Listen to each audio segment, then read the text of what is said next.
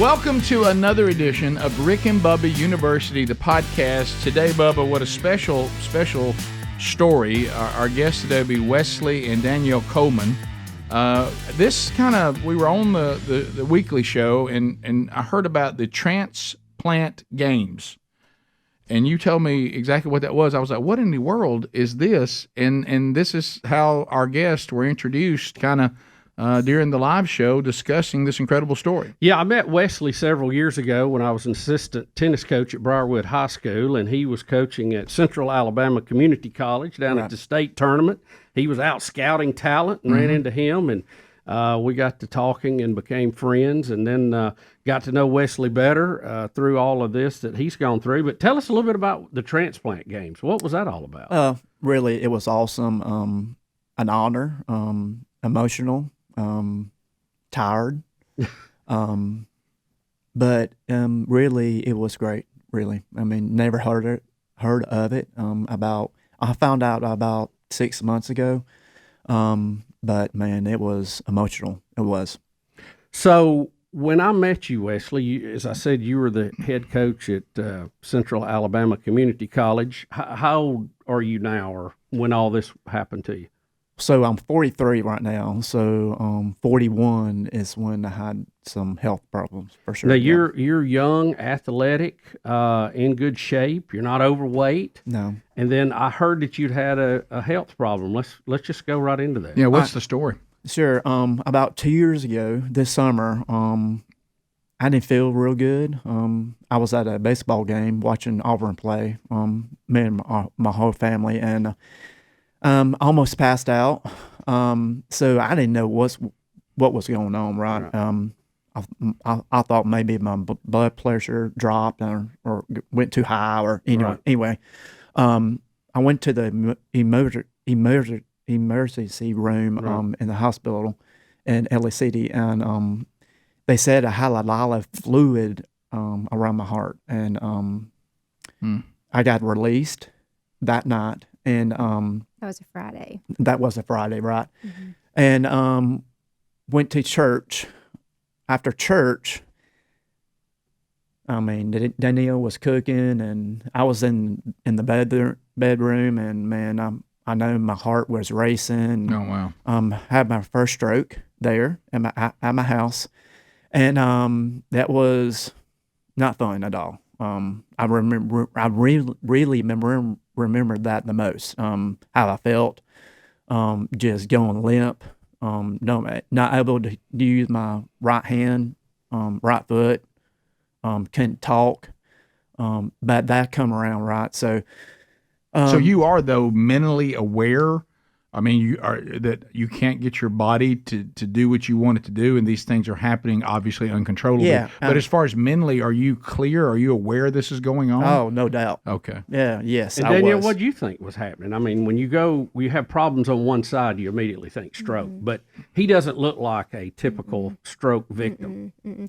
And he was able to say enough to me to say, something's not right. He just kind of yelled my name out, and I could tell by the tone of his voice, there's something not right. So I ran in there, and you could tell. I mean, you hear classic signs of a stroke, and you could see it on him. And so, we kind of knew at that moment what was going on. Yeah. Is that something that runs in your family, or had you had any indication of this kind of thing? So, my heart, no, not in my family at all. So there's a distant cousin that lives in, I think, Colorado, that had a heart transplant early on in his life. Oh, wow. But no, I mean, no heart trouble in my family, mom and dad, no. My grandmother died from heart, but she was 90. Right. She was 93, right? We call that, hey, you made it. Yeah. Absolutely. That's right. So, Danielle, victory lap. Let me ask you this. Were you concerned, because I'm finding out more and more, and this is not me trying to say anything went wrong. Don't hear me saying that. But we all know now, in the times we're living in, now more than ever, you almost have to be an advocate for your loved one when it comes to hospitals and medical. I wish it wasn't that way, but it's gotten that way. Mm-hmm. Were you surprised that after they said, oh, yeah, you've got a fluid around your heart, did they give you any instructions when they sent y'all home? What did they tell you to be aware of? Yeah, they did. And first of all, we are very blessed to have some dear friends in the medical field. Yeah. So, Sure. in fact, that was the first phone call I made before I Good. called 911. Yeah. A dear friend of ours was there before the ambulance got Good, there. good. But yeah, you just, when you're in the moment of it, you don't really think about all those things. And so we were just in constant communication with the people that we trust. But they did tell us, you need to follow up first thing Okay. at the beginning of the week with a cardiologist. It just happened so fast. We actually, a friend of ours had already gotten on it and had reached out to somebody for an appointment for him. But then the stroke happened Sunday, so we never made it to that point. So what happens then? You call 911? Yeah, went to the Russell Medical and they send me to Grandview. I was about a week maybe. Mm-hmm. He was there through Thursday of that first a week. Went home with a life vest that I thought I was gonna have to wear throughout the summer, and so that was not fun. I mean, When he was at Grandview, he was on the neuro unit because they were treating him essentially for a stroke. Yeah. And that's where we first kind of heard, hey, your heart is very large. We had a nurse tell us that he had the largest heart she had ever seen. Oh, wow. So we kind of, it was just a whirlwind of figuring it all out. But essentially we left there, like you said, he had the life vest, which isn't like an external defibrillator because his heart was out of rhythm and not functioning. His ejection fraction, which is the amount of blood, your heart's pumping, was less than 15%. Right. So now looking back, we realize the extent of it, but he left there with the life vest, lots of medicine, lots of appointments to follow up, on all the things. That was the first at Grandview, the wonderful cardiologist that came in to work with us. He actually came in and kind of laughed after he looked at everything, and he said, man, you would be the perfect candidate for a heart transplant. Wow. And we're like, that, not on our radar at all. Right. no, I thought we But- were dealing with a stroke. Exactly. That's right. Yeah. But Is- that's the only time that was mentioned there. Right. So it would be weeks later before it eventually came to play. Yeah. So that's the first time the topic was brought up, Yes. and at the time you just kind of well, surely and we just have another friend that's had to have one of those life vests that had the same issue that his heart wasn't right, and just like you, young guy, and his has steadily improved, thank the Lord. But he talked about what it was like that they put that on you and say, well. We'll talk to you later. And you go home, and it's like, does it just hang over you like a black cloud? Yes. I mean, yeah, it Does does. it warn you before it hits you? No. Yeah, I mean, Doesn't it beep or something? It It will. did go off one night. Yeah. Does it say hang on? in my sleep, and I think you have 10 seconds before you can shut it off if you don't need it. And How do you know if you don't? Thank need you, it? Bubba. That was Well, we were racing to that question. Oh, where's the key? Really, I guess if you're fine, I would think you would know if you needed it or not. Yeah. So we both woke up and said, You can't not wake up. No, I bet. we panicked and Oh, oh man, man. let's turn this off, right? Yeah. But Did it hit you or did you cut it? no, off? I cut that off. So your stroke, a stroke is normally when blood flow does not Right. get to the brain. Sometimes it's because of a bleed. Sometimes it's because of a block. But in your case, it was just low blood flow from your heart, right? Yeah. That brought this on. Yeah, what it's called, the ejection. ejection fraction. I think it just built up in my heart, and finally, blood went out, and Right. it was kind of it was kind of clumped up. You know Yeah. what I mean? Not Like a flowing clot. like it Not should. flow- Like a That's clot. right. Yeah. Yeah, I know there's a new. Of course, you were beyond that, but it's almost like a netting now. If they think you have potential for a stroke because of anything involving your heart, where they're saying that way it can't. If it goes Like to throw, that net will catch it and it'll keep it from putting you into a stroke. They have, but it's they have to go in and actually surgically put it in there. Yeah. So what we'll do is at this point, you just think you're trying to recover from your problem, not have to completely replace your heart. No. That's right. And people are throwing out, I guess, a game plan, medications. We hope that works. Put this vest on in case it goes south. And so when we come back, we'll kind of find out, because this sounds like, based on the story that you guys have to tell, this all happens relatively quick. You didn't have to wonder very long. And we'll come back and we'll continue that conversation when Rick and Bubba University, the podcast, continues right after this. This is the Rick and Bubba Show. Watch more at blazetv.com/Rick and Bubba. Rick and Bubba, Rick and Bubba. So our guest, Wesley and Danielle Coleman. Wesley has just competed in the Transplant Games, which that ought to tell you he had to have a transplant or he wouldn't have been in those games. And we'll get into that a little bit later because that's such a cool thing they do and everything that's involved. Mm-hmm. So when we went to the break, you know you have a heart problem. A cardiologist has already said, I'll tell you one thing, if anybody's a candidate for a transplant, you are. And they send you home with medications and the life vest, which is there to try to, if your heart gets out of rhythm or gets into rest, it gives you the shock that you need. And then, so what happens after this? I was home, 5 days? No. You came home on a Thursday and then Saturday. I had no energy, couldn't not sleep at all at night. So no sleep. I mean, I Struggle. tried because if I laid down too far back, my head would hurt, and so no sleep, no food. I tried, but didn't taste good, and no appetite, and just struggling, just weak. And how many days? So we came home on a Thursday, and then Saturday around lunch, his dad had actually come over and was going to just take him for a ride to the farm, get him out of the house for a little bit. And while we were there getting ready to go, you were sitting on the couch. Yeah. And I kind of heard you kind of like sighed a little bit, and I looked over at you, and it was that blank, nothing. So of course we start talking, and he's not, he's just looking, he's not communicating. And you have said since then that you were kind of aware of what's going on, but not a whole lot. Like it was, I knew. I think my dad come over, right? Mm-hmm. Yeah. I remember my dad, calling my name out. Mm-hmm. I think that's when I snapped out of it. Like talking wise. Yeah. So alert. Oh yeah. Mm-hmm. Yeah.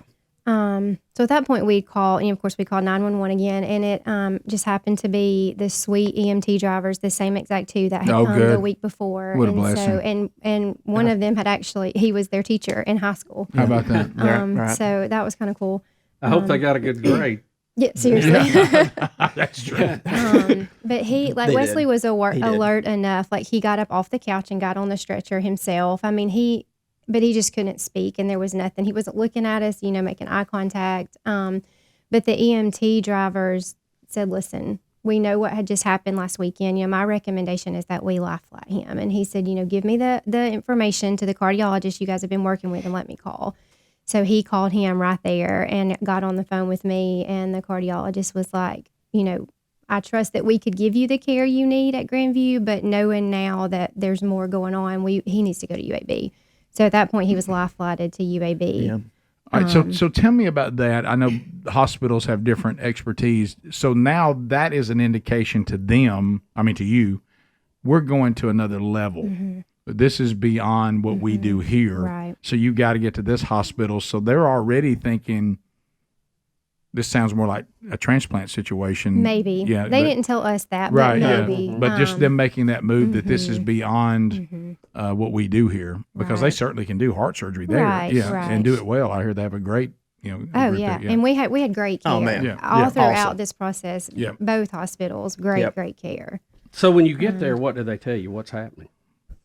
So obviously he had another stroke. So he was admitted to the neuro unit at UAB and stayed there for a couple of days.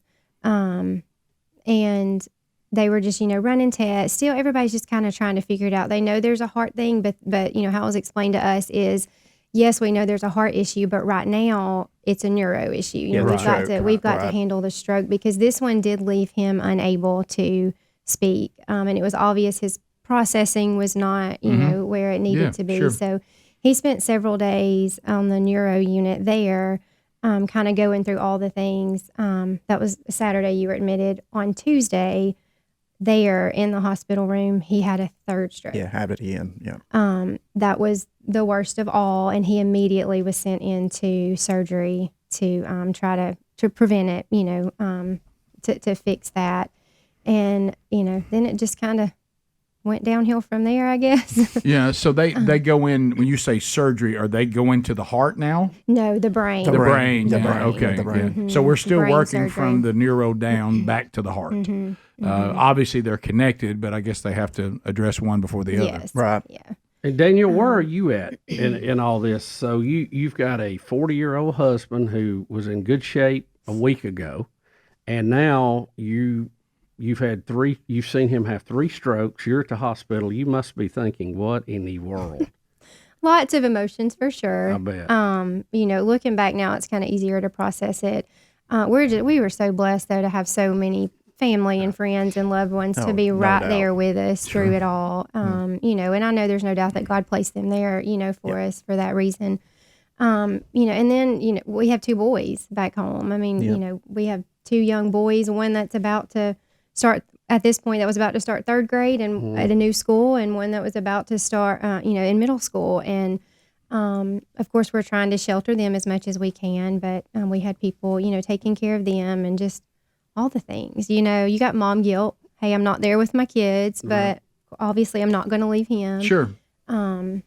It's just a whirlwind of emotions for sure. So what did they go in? We're not going to work. Tell us what happens next. They come back after the surgery, or they are exploring. What happens next? Do you remember much from that after the surgery? We haven't even really talked about that. A little bit. I do. I do. It was tough. I would say those next few weeks were probably the toughest prior to the actual transplant, because he couldn't. I mean, when we say he couldn't communicate, I mean, they would come at in. Home, you mean? At Well, home? in the Yeah. hospital too before Yeah. you left. I mean, the nurses would come in and, all the physical therapy, speech therapy, all the things, I mean, they would tell him, point to the ceiling. I mean, we're talking, he doesn't even understand. He couldn't can't do it. even process, all of those things. So that was really hard to watch. But you were there. So you stayed a couple more days, several more days after that procedure. And then again, you got to go home on Father's Day. They let us went go home, home on Father's Day.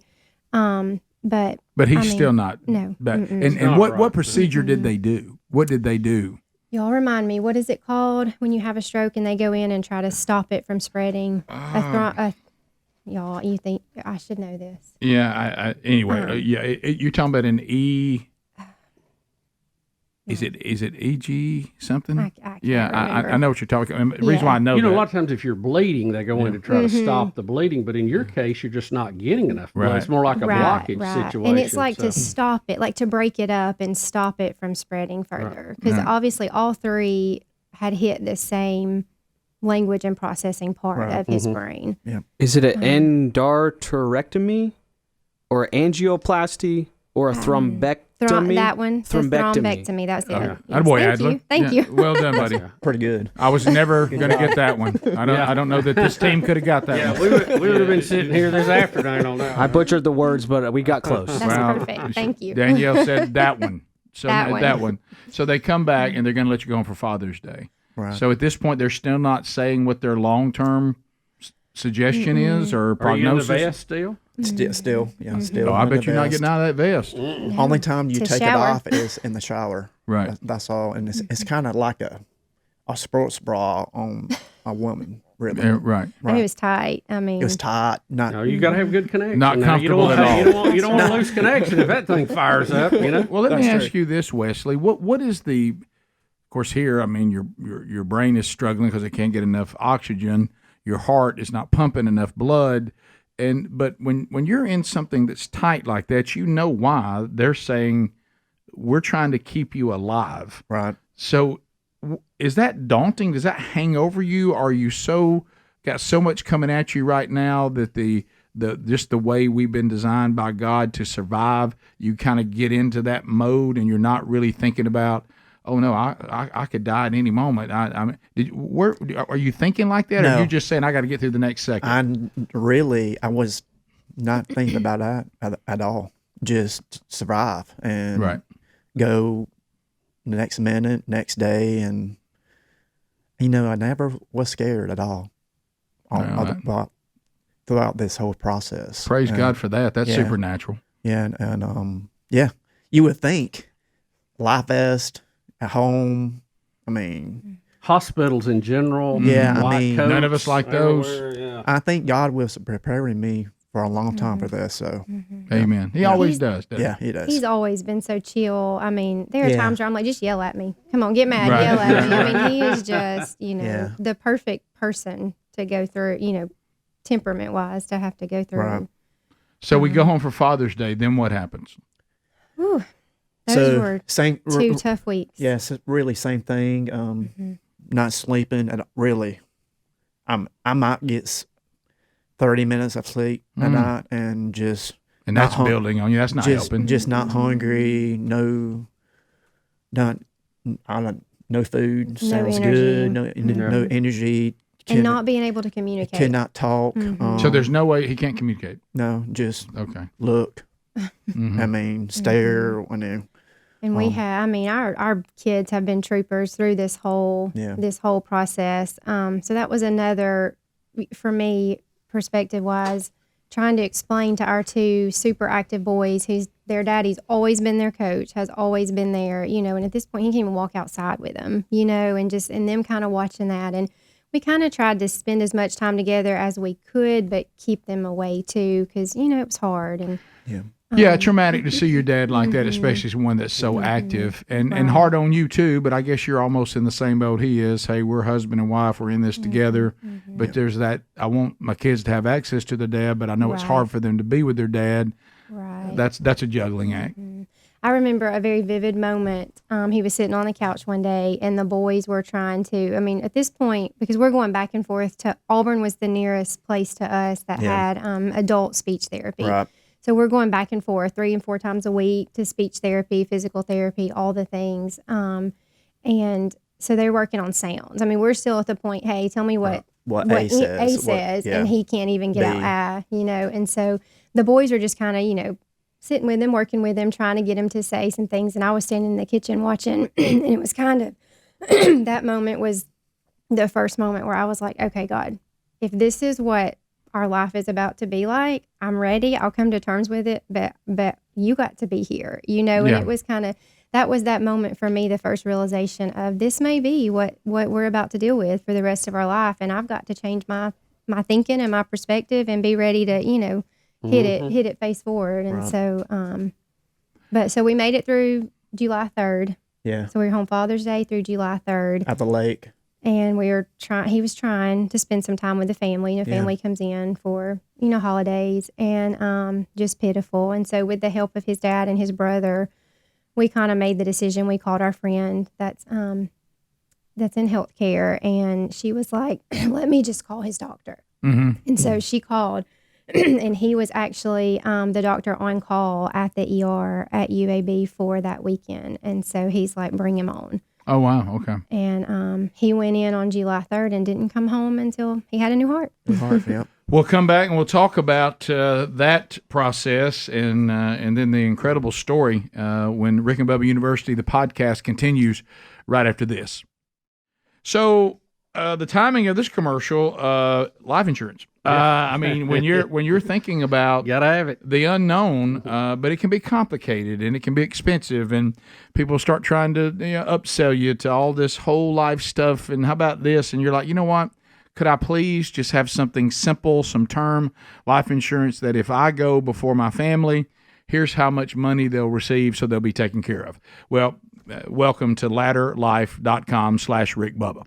Ladder Life is 100% digital. No doctors, no needles, no paperwork if you apply for $3 million in coverage or less. You just answer a few questions about your health in an application. Now, the folks that have already done this, they're giving high score, 4.8 out of 5 stars on Trustpilot. They made Forbes' best life insurance list in 2021. There's no hidden fees. Cancel anytime. Get a full refund if you change your mind in the first 3 days. So all you need is this, a few minutes. You need a phone. You need a laptop. And Ladder's smart algorithms will work in real time, and they'll try to find, if you're instantly approved.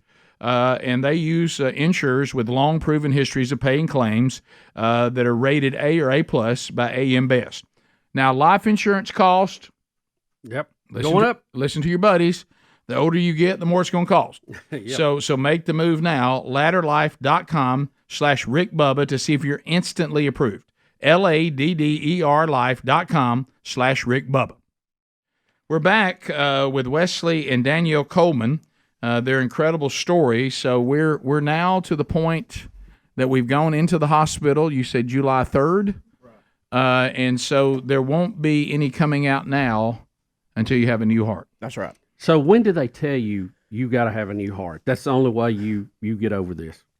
How long? I don't know how many days. Just a couple. A couple. Mm-hmm. I know my first heart cath I had in UAB, and so they stuck this needle in my neck. I don't know what it's called, but that doctor didn't joke, but kind of told me like, listen, you had a lot of fluid around your heart. You'll be here for a little bit longer than probably what you thought of, right? So when I heard that, I said, "Oh my, all right, okay, long haul," and it could have been that day that I found out, and He was moved when we first got there. Of course, they were full, so he was just on a floor where they could get him. And you were there for maybe a day and a half. They were waiting on a bed to open up on the HTICU unit, which is the heart and lung transplant unit. And so as soon as he got there, I mean, it was in a few days, the whole team. I mean, tons of people coming in, all the things. But I would say you were in there about 2 days before the doctor finally said, you're going to survive by getting a new heart. And then all of the things started happening. So it's quite the process to get on a transplant I also list. remember before I went in that room that I wasn't asleep, but it was at night, and I guess my rhythm on my heart was like all over the place, and about 4 or 3 nurses run into my room and said, "You good? You all right? You all right?" I said, "Yeah, I'm here. I'm good."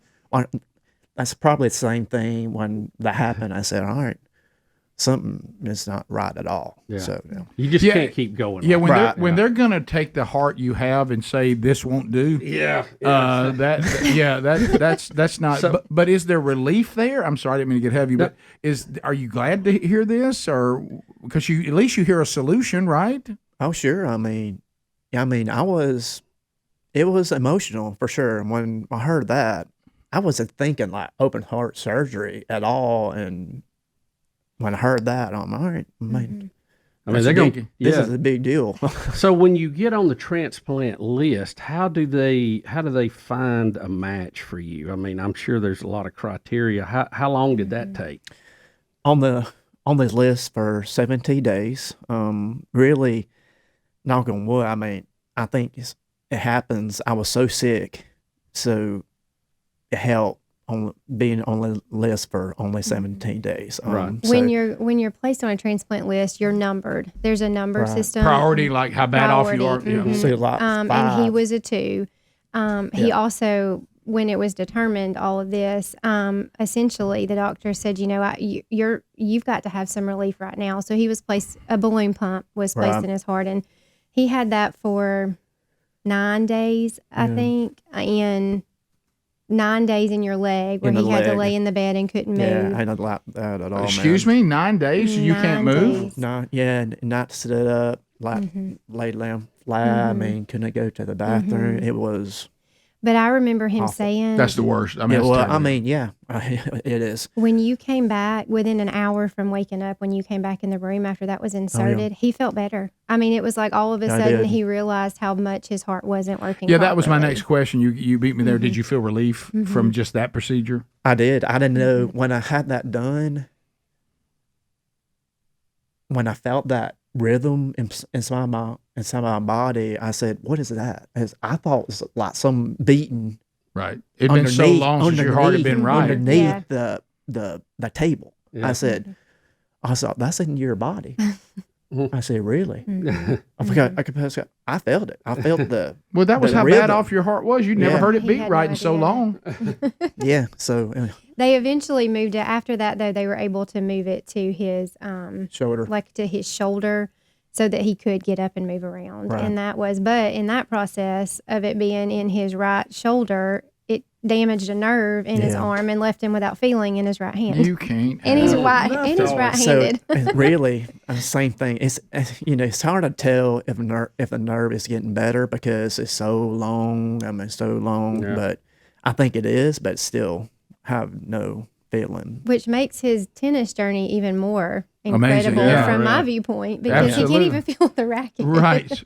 So when you are we up against a break? Rick? No. Okay, We got about 5 minutes and before Okay. we need to break in. So you get the word that you got a donor, you got a heart, and I know I was communicating with you during some of this, and I think a lot of us thought, well, he's going to get better. He's not going to really need a transplant. They're going to Okay. get better, and they're going to figure it out. I think that and- was my hope, right? yeah, I mean, I think everybody Yeah. would be. Yeah.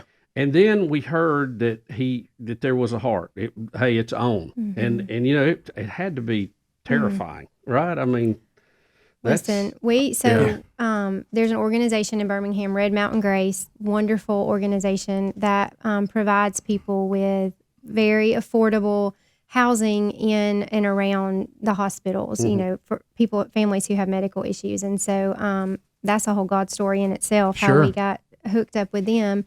But so we were able to get an apartment because post-transplant, you have to stay within so many miles of the hospital for 6 weeks. It opened up. I had been living in a hotel attached to UAB for 24 days, and the apartment opened up. And so at this point, I'm in the apartment just the nights I'm not staying in the hospital with him. We didn't ever leave him alone. There was a friend or his daddy or me or somebody always staying with him, which That's he good. probably got tired of it, but we weren't going to leave him. Well, yeah.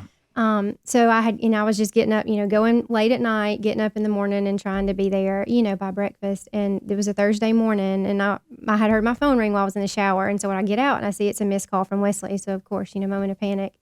And I call him back, and his voice is shaky, and he was like, "Danielle, they've told me that I can't have breakfast because they found a heart last night." Wow. And it was, I immediately dropped to my knees, and lots of prayer ensued. But I was like, okay, I'm on my way, and it just, that whole day, he went back for surgery at 3. His new heartbeat for the first time at 8:06 Right. that night. Wow. So it was an exciting day, but it was very emotional for sure. The doctor comes back after they're done and says what? I think this is it. I think I know you never can get a guarantee that it's going to work properly and be long term, but did he or she feel good about it? Kind of a cool story. I don't know if I have time before break. Sure, go ahead. So while we're in the hospital, getting on the transplant list, all of the things, a very close friend of Wesley's, it was his high school, his senior prom date. But we had just a become friend, though.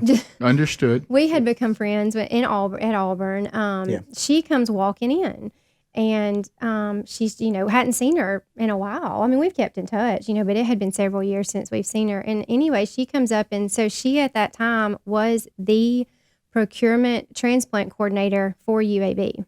That's the coordinator that determines what organs are appropriate for a body. And she was like, "Wesley, this is me. I do this." And so it still gives me chills, when we talk about it.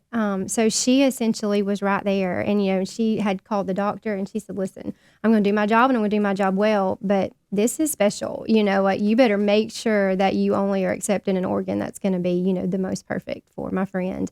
So it was kind of cool. We had some inside information, and through that whole process. So from my end of it, she doesn't work there anymore. So I guess it's fine for me to say this. Right. She won't get in trouble.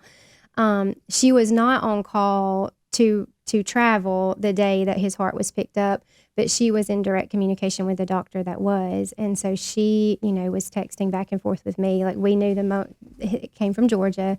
So I knew the moment the helicopter landed, when the heart was picked up. And so she told me, she said, because even when a doctor goes to pick up an organ, they can still reject it at that point if Okay. there's something Yeah. not right with Right. it. And so she was like, he's accepted it. It's great. They're back en route. Okay, they've landed at UAB. I mean, it's just like a movie Oh, where you see them coming in with the ox chest and it everything. really is. Yeah, Yeah. man. Yeah. Wow. But yeah, so to answer your question, by the time the doctor, they were sending updates throughout the surgery. Hey, we've started. This is where we are. Old heart's out, new heart's in. That's how we knew when this new heart started beating. And so yeah, when he came out, he was like, man, it was textbook. He said it was. He said, I feel good about it. He's like, let's go see him. So he walked me back. Of course, he was still out, but I just needed to put my eyes on him. Sure, yeah, yeah, and he sure. said, so. So when it was they good. put that new heart in, when it gets fresh blood, does it start beating on its own, or do they have to give it the little shock to get going? How does that work? I don't know that. It just started working. That's I all you think matter. so. That's right? all. That's all I care about, right? I've seen it on TV, and sometimes you get fresh blood around it, just starts beating. Yeah, again. listen, it's I know. wonderful. I know you can watch a lot of YouTube. Like, Yeah. I don't. Yeah, I don't want to watch yeah, that. I got that, So you can pull Yeah. anything up on YouTube. Well, that's true. We'll come back. This amazing story continues when Rick and Bubba University, the podcast, continues right after this. This is the Rick and Bubba Show. Watch more at blazetv.com/Rick and Bubba. Rick and Bubba, Rick and Bubba. All right, so Wesley and Daniel Coleman, what a story. So Wesley's now received his new heart. It has beat for the first time, and he's in recovery.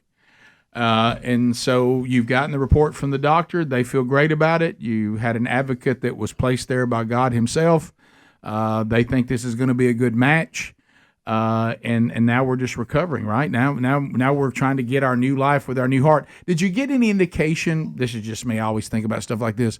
Did the doctor ever say, let me tell you something, we took that old heart out. We thought it was bad, that thing. Yeah. Yeah, did they give You know, you like when you get your muffler changed Yeah. out, Yeah. I go, man, that thing was worse than I so thought. listen, Yeah. Yeah. I signed a form. They asked me this before I had my new heart, right? I signed a form I wanted to look at my whole heart, Oh, wow. and The I guess picture got lost it in the got mix. lost. Oh. I know it. Yeah, see, I got to look at my old gallbladder, and it was nasty. Yeah. Yeah, yeah, I did too. Not as I would have big- loved And to a see piece of my- liver. That's right, pretty. right. Not as amazing as the heart. No.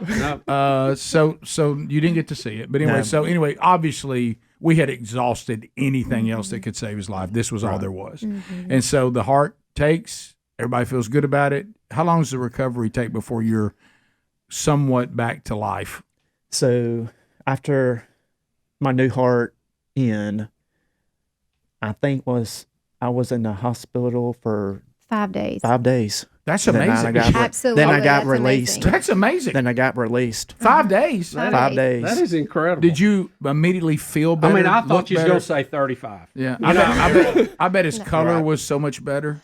Mm-hmm. Yeah, did you see these changes pretty quick? And there was still, so when we left the hospital though, we went to the apartment in Birmingham. Because you had to stay so- close. Yeah, so Right. his transplant was on August the 11th, and we were back in Alex City the last week of September, first week of October.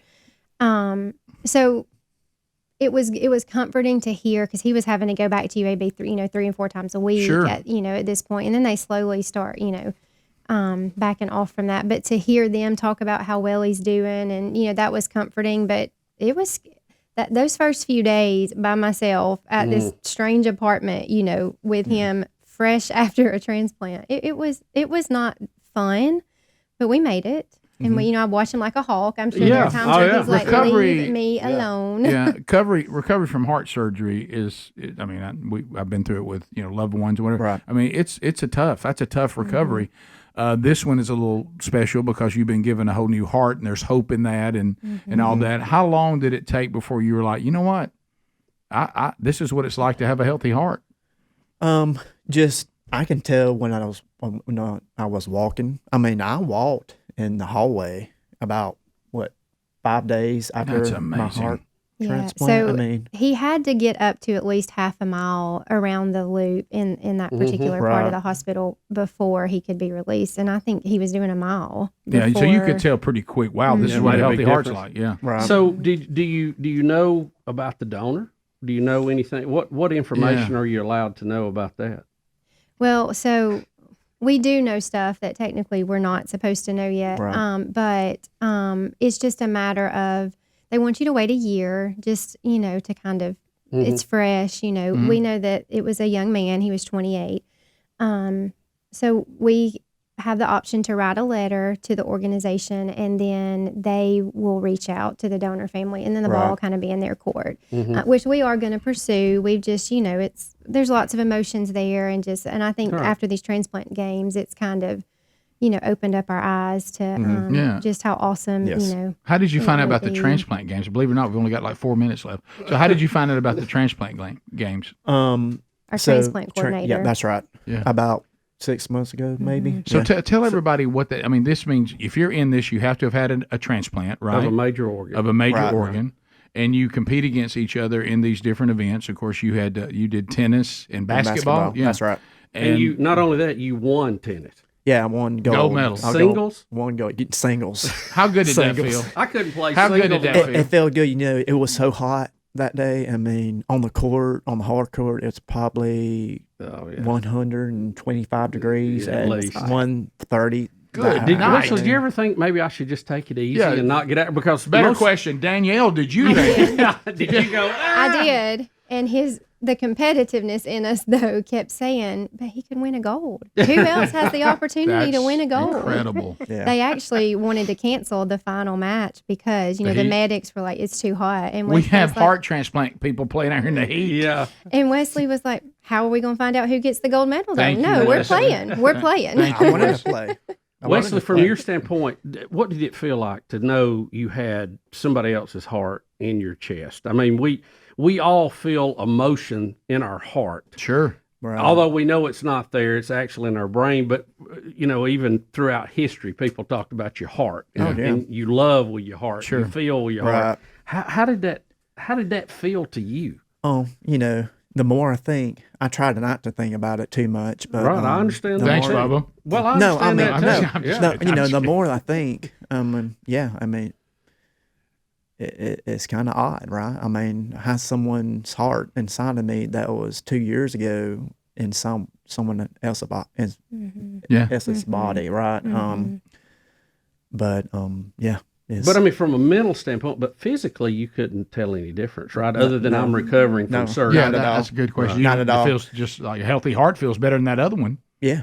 I mean, felt good. I mean, And walking listen, and we are. So I think one of the most emotional moments we had was when the two of us together, had to come to terms with what had to happen in order for Wesley to live. Right. So that in itself is amazing, and we're so grateful for that opportunity. And the reminder for what Jesus has done for us, if nothing else. So, How about that analogy of a new heart? I'm telling you. It's incredible, Yeah, spiritually so- and physically now. And of course, you guys are going to be, used to be advocates to talk to people about being donors, and you've seen it save your life. Absolutely. donors does save lives. It does. I mean, my gosh. And it's just a simple thing to add to your license. Yeah. Y'all go do it. Just have that heart on your license. Wesley, from you going, I'm having strokes, having to wear a vest, and in 2 years, right? You're playing tennis singles in 120-degree heat on the hard court. How about that? Luckily- Winning a gold medal. That is just mind-boggling to me that that the doctors and our bodies are designed that this could even happen. Luckily, I'm used to the heat around here, so that's what I work in every day. So, it was an honor to play someone that had really went through the same thing I did. Right. Maybe not a heart, but liver, kidney, lung. Right. So yeah. Do you ever Isn't that find amazing? yourself going, I mean, you won with a new kidney, I won with a new heart. It's If he's serious, yes. Because we said it in the stands. he beat the liver guy pretty good, but it's a heart. Hey, you both are. It's a fascinating story, and just watching God work through all this, and just also these incredibly talented people that we're so blessed to have that can actually do this.